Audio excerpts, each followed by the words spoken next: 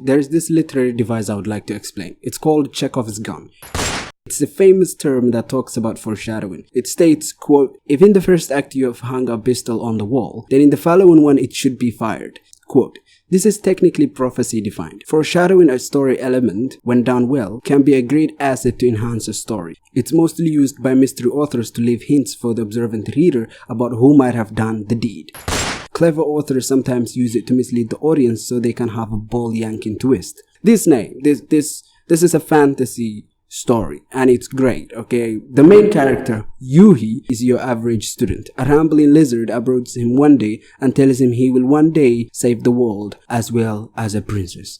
The subversion is in the fact that Yuhi has a grudge against the world, and instead of saving it, him with the princess, who turns out to have a similar hatred for the world like Yuhi, go on a rampage and destroy the world. That's a clever use that I honestly found amazing. Most fantasy stories, unlike this, don't use prophecies to enhance their storytelling. Instead, they use it as a way of stating what will happen. 99% of the time, the prophecy, which mind you is supposed to be a speculation, turns out to be a fact. The ranch boy is indeed the one born of corn, and he has indeed obtained the flaming sword, and has indeed slain the evil dragon hoarding the gold beneath Blackmouth. It's always cheap, and it's the lamest form of foreshadowing.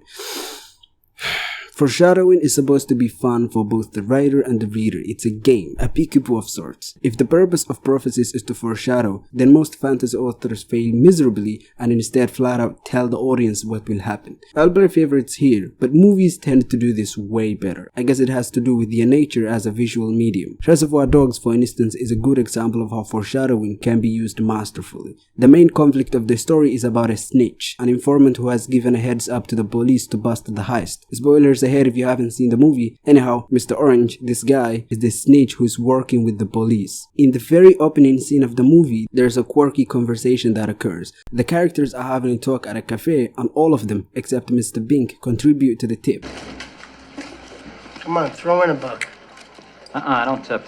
When Joey returns to the table, he sees that the tip is missing someone's contribution. Mr. Orange snitches immediately and tells Joey who hasn't contributed. All right, Ramblers, let's get rambling. Wait a minute. Who didn't throw in? Mr. Pink. Mr. Pink. Why not? You don't tip. You don't tip? What do you mean you don't tip? You don't believe in it. Shut up. What do you mean you don't believe in it? A prophecy can still be done well. In a Game of Thrones, for example, George uses Dany's dream to foreshadow the dragons. Yet that night, she dreamt of one. Viserys was hitting her, hurting her. She was naked, clumsy with fear. She ran from him, but her body seemed thick and ungainly. He struck her again. She stumbled and fell. "You woke the dragon!" he screamed as he kicked her. "You woke the dragon! You woke the dragon!" Her thighs were slick with blood. She closed her eyes and whimpered. As if in answer, there was a hideous ripping sound and the crackling of some great fire. When she looked again, Viserys was gone. Great columns of flame rose all around, and in the midst of them was the dragon. It turned its great head slowly. When its molten eyes found hers, she woke, shaking and covered with a fine sheen of sweat.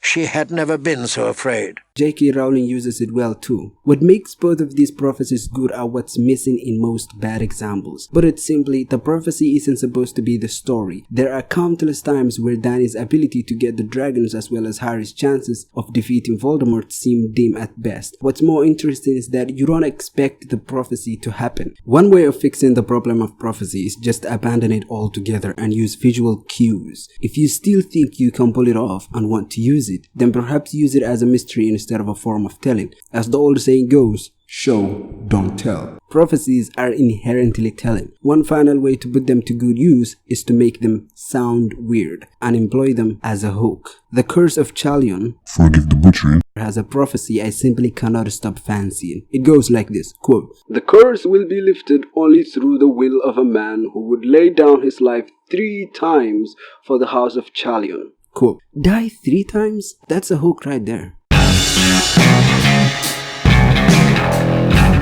World over story. Okay, this is not a symptom of most stories, but whenever a story has this problem, it's an infectious plague that sweeps the story and makes it rotten. By world over story, I mean the author is somehow more interested in building the world than they are in building the characters who will inhabit the goddamn world. In most cases, they will actually create the characters to be like tourist buses for the audience, moving them from one village by a lakeside to the next. So you see, the people of this village go back all the way to the Dark Ages, and they now sell wheat and export candy to the next village. Let's go to the next village. So you see, the people of Nextville are interesting.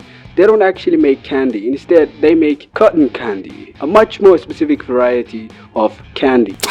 There's a melting pot of cultures, various magic systems, prophecies, armor variety, secret cabals, but for some reason our protagonist is made of potatoes and has call for personality or development. J.R.R. Tolkien, perhaps the man who is responsible for inspiring generations of authors to start with the world instead of the characters, is one of the greatest offenders of this. Almost all of his characters, Gandalf, Sauron, Saruman, Frodo, they are all what I like to call one-word characters. Gandalf is good, Frodo is good, Saruman and everyone wearing a dark shade with overemphasized barbs is wicked. I clearly appreciate Tolkien and the impact he has had, but what most don't understand is that they are not Tolkien. They are not linguists and they are not medieval scholars who have mastered the ins and outs of how societies function. That is to say, you will not build worlds as good as Tolkien. I don't doubt for a moment that you can learn how cultures form and how worlds work, but I certainly would not recommend you waste your time building a world without having a story in mind, without themes, without characters, and interesting concepts laid out. Brandon Sanderson has once said, and there's the sense that we need to do as much world building as Grandpa Tolkien did if we're going to justify writing epic fantasies. How much time did Grandpa Tolkien spend on his world building? 3 decades. He never stopped. He never stopped is the right answer, yes. But it's like 3 or 4 decades. I think it's 20 years is like the number I've heard bandied around the most, but I don't think there's an official number. That's just, he loved this world building. He loved languages. He loved coming up with all this lore, and his books were almost more a vehicle to get his lore out to people. And a plot was like something he had to put in as a necessary evil to get people to experience the awesomeness of his lore. He said he wanted to create a new mythology for England because he felt like they didn't really have their own. At least his culture within the UK did not. And so he's creating this mythology, Middle Earth, to go along with that. So there's the sense that we need to do that. I'm currently working on a fantasy novel, and my process is more in line with what I know best. I haven't spent days obsessing over tribes and cultures. Instead, I've done that for my characters, for the themes and how things will develop. This will eventually result in a story whose characters are more interesting than the world. Fixing it is as simple as stating the problem. Instead of building the world before the story, perhaps build the story before the world. J. Courtney Sullivan has once said, if an author can manage to create the sort of characters who feel fully real, who I find myself worrying about while I'm walking through the grocery store aisles a week later, that to me is as close to perfection as it gets. Finally, terrible in-story world building. Put it plainly, the author simply does a terrible job of teaching the audience about the world. If you want to fix this and teach your audience about the world, then go watch the other video I've created about the topic. It's brief, I promise.